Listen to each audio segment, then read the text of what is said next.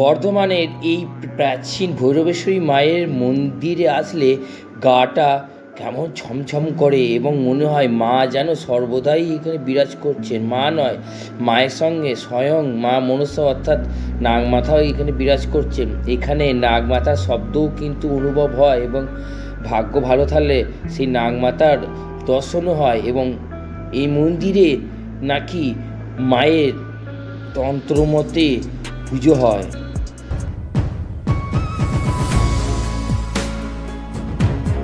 এই ভিডিওতে তোমরা দেখতে চলেছো বর্ধমানের একটি প্রাচীন ভৈরবেশ্বরী মায়ের মন্দির, এবং এই মায়ের মন্দিরটি বর্ধমানের যে অধিষ্ঠাত্রী দেবী আছেন মা সর্বমঙ্গলা, তো ওই মন্দিরের পাশে হচ্ছে এই ভৈরবেশ্বরী মায়ের মন্দির।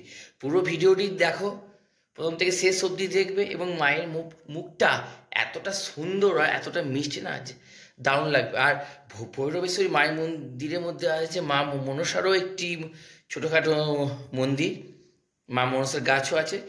তো সবটা দেখাবো, রাস্তাটা দেখাবো। ভিডিওটি প্রথম থেকে শেষ অবধি তোমরা কিন্তু দেখো।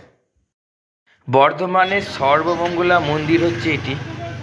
এই মন্দিরের প্রবেশ পথ হচ্ছে এটা। সবাই দেখো ওই মায়ের মন্দিরে প্রবেশ করছে, কিন্তু এই মায়ের মন্দিরের দুধারে সামান্য সবজি বাজার বসেছে, এবং একটু সোজা এগিয়ে গিয়ে ডান হাতে একটি টার্নিং নিতে হবে, এবং ওই টার্নিংটা নেওয়ার পরে, মানে ওই বাঁকটা নেওয়ার পরে কিন্তু ওই মায়ের মন্দিরের কাছে পৌঁছে যাবো। কিন্তু এই যে বাঘটা, এই বাঘটা তো নেবো, কিন্তু এই বাঘটা নেওয়ার আগে বাঁ দিকে একটি হনুমানজির মন্দিরও পড়ছে। তো দেখো এই হচ্ছে সেই হনুমানজির মন্দির।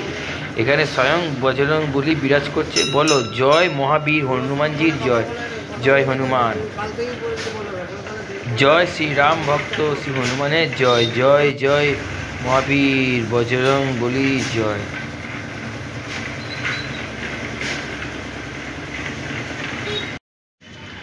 মহাবীরকে দর্শন করলাম, তোমাদেরকেও করালাম। আর দেখো বাঁ দিকে একটি পুকুর খনন করা হচ্ছে, এবং এই পুকুরটি খনন করা হোক, কিন্তু এখন আমরা যাব মায়ের মন্দিরে। আর এই হচ্ছে রাস্তা, দেখতে পাচ্ছ, এই রাস্তাটা দিয়ে যাব, দিয়ে ডান দিকে টার্ন নিয়ে বাঁ দিকে, অর্থাৎ এই ডান দিকে বাঁকটা নিয়ে নিলাম।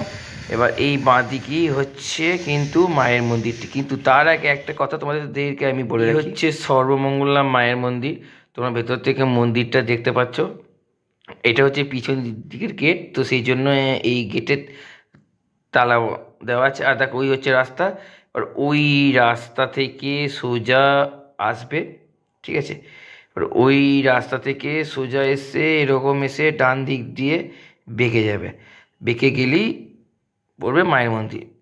এবার আস্তে আস্তে আমরা মায়ের মন্দিরের ভেতরে প্রবেশ করছি। তো দেখো একটি পুরনো একটি মন্দির, বর্ধমান মহারাজার সময় একটি মন্দির। আর দেখো সামনেই দেখতে পেলাম একটি মা মনসাকে, মা মনসার এটি হচ্ছে বৃক্ষ, আর ওখানে একটি মায়ের ছবি। আর দেখো এইখানে একটি হাঁড়ি কাঠও রাখা আছে।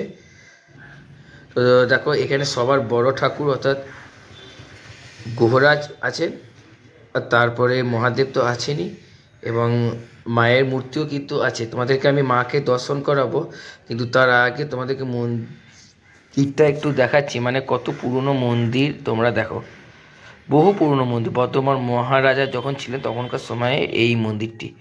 তো দেখো তোমাদেরকে আর একবার দেখিয়ে দিই স্বয়ং গুহরাজকে। তো এ দেখো হচ্ছে গুহরাজ। তো চলো আবারও আমরা চলে যাই মা মনসার কাছে। আর মা মনসার কাছে যাওয়ার আগে এই হচ্ছে একটি হাঁড়ি কাঠ, আর দেখো এই হচ্ছে মা মনসার গাছ, এবং এইখানে দুটি মা মনসাও আছে। আর দেখো ইনি হচ্ছেন স্বয়ং মা ভৈরবেশ্বরী।